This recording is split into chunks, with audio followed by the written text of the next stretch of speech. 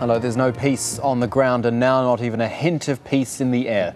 Talks between Israeli and Palestinian officials, considered stalled by some already, are now officially off the table after President Mahmoud Abbas suspended all contact with Israel. It's a defiant move brought on by 5 days of Israeli air and ground assaults and over 100 resulting deaths. In a moment, we'll hear from a representative of Hamas, the group in control of Gaza. But first is Jackie Rowland's report from the besieged strip.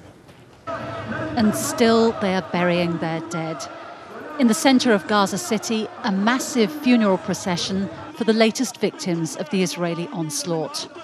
The number of people killed in recent days has now passed 100. It's a grim toll. They're united in their grief and in their anger. You can see all the different coloured Palestinian flags, Fatah, Hamas, Islamic Jihad, the Popular Front, all of them united in their absolute rejection of what's happening.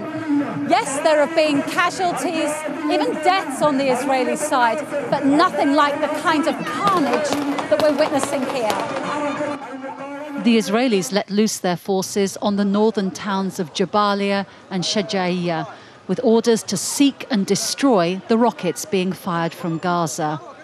But even after enduring 24 hours of heavy bombardment, Palestinian fighters are continuing to launch rockets against Israel. The Israelis are bombarding randomly. This is not brave or heroic. Anyone who has warplane can bomb a whole neighborhood, killing civilians as well as fighters. But this kind of operation only makes us stronger and more determined. The emergency unit at Al-Shifa hospital is stretched to breaking point. Every bed is taken. New casualties have to be accommodated in other wards. Doctors don't know how they'll cope if the fighting continues. God have mercy on us. This is my second son in the same hospital bed. Both were injured by the Israelis. 2 sons in 2 years. For the severely wounded, a chance of deliverance. Egypt has opened the Rafah crossing point temporarily for the evacuation of badly burned patients and those needing amputations. They are beyond the help of hospitals in Gaza. The spectre of death on this scale has led to international calls for restraint. But Israel has sworn to defend its citizens, and the heavy bombardment of Gaza makes Palestinians determined to maintain their fight. There's little hope that these will be the last victims. Jackie Rowland, Al Jazeera, Gaza. So the Palestinian president's suspended further talks with Israel, but there are increasing calls from the streets of Gaza that his Fatah party must now talk with Hamas. Noor Odeh now looks at the protest against Israel's use of force and the growing demands for Palestinian unity.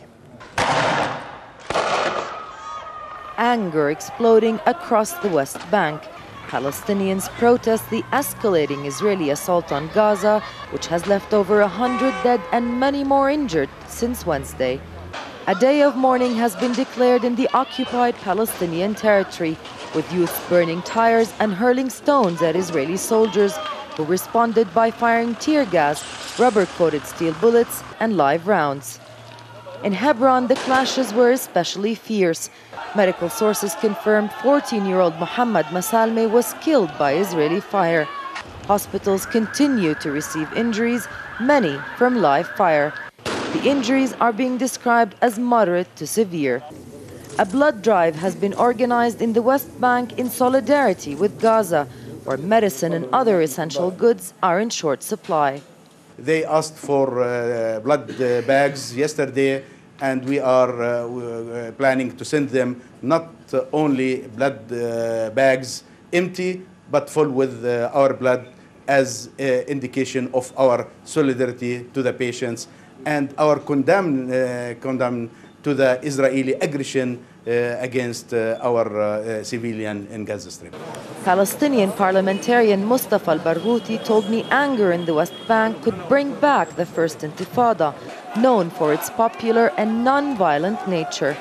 What we are witnessing is the resumption of the First Intifada, the popular, non-violent, peaceful struggle but that is popular and mass in its nature against this Israeli occupation and this apartheid. Across the West Bank, people have been hitting the street.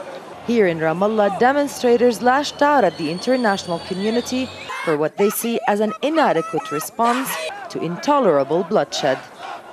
Public demonstrations across the West Bank are just a taste of the increasing public pressure now being exerted on the Hamas and Fatah leaderships, calling on them to unite, end negotiations while blood is being shed, and talk about how to fix the Palestinian house.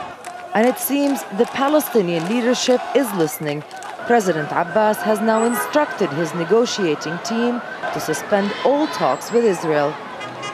But it doesn't seem this dramatic move will have an effect on Israel's decided course of action. Nothing will prevent us from continuing activities to defend our residents. No one has the right to preach morals to the State of Israel for taking elementary steps of self-defense.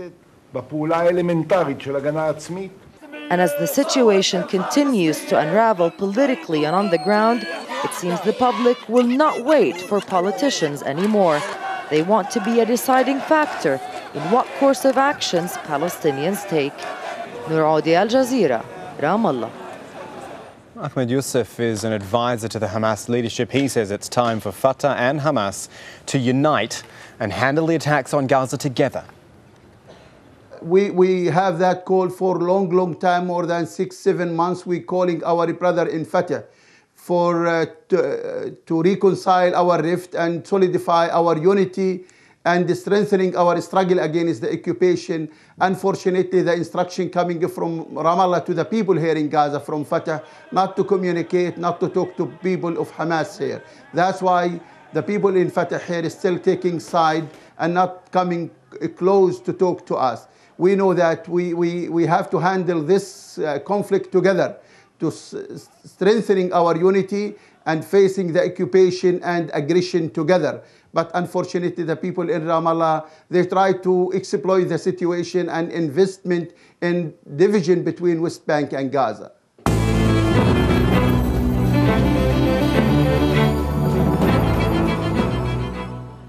You could call it the biggest election in the world, and in physical size at least that would be true. But does size matter in Russia's presidential vote when many already think the decision's been made? President Vladimir Putin's at the end of his term. He's personally selected his successor, Dmitry Medvedev, who's in turn promised to appoint Putin as prime minister if he wins. A foregone conclusion? Jonah Hull has more from Moscow. In Soviet times, Russians streamed to the polls to elect a single candidate. There was no choice then. There isn't a real one now. I'm feeling good. Spring has come. Although it's raining, a new time has come, and that is nice. Voting for a new president and the end of an era. This is an election with the appearance of democratic choice. 4 candidates, all very different. But for an estimated 70% of Russian voters, no doubt whatsoever who to vote for. A vote for Dmitry Medvedev, as most will be, is the next best thing to a vote for Vladimir Putin. The two men have already agreed that the outgoing Putin will share power as Medvedev's prime minister. The theory is that the loyal Medvedev will step aside later, allowing Putin to return as president once again. In a ballot that is less an election than a coronation, the only question is how many will bother to vote. The Kremlin wants a strong turnout to put the stamp of legitimacy on Medvedev's victory.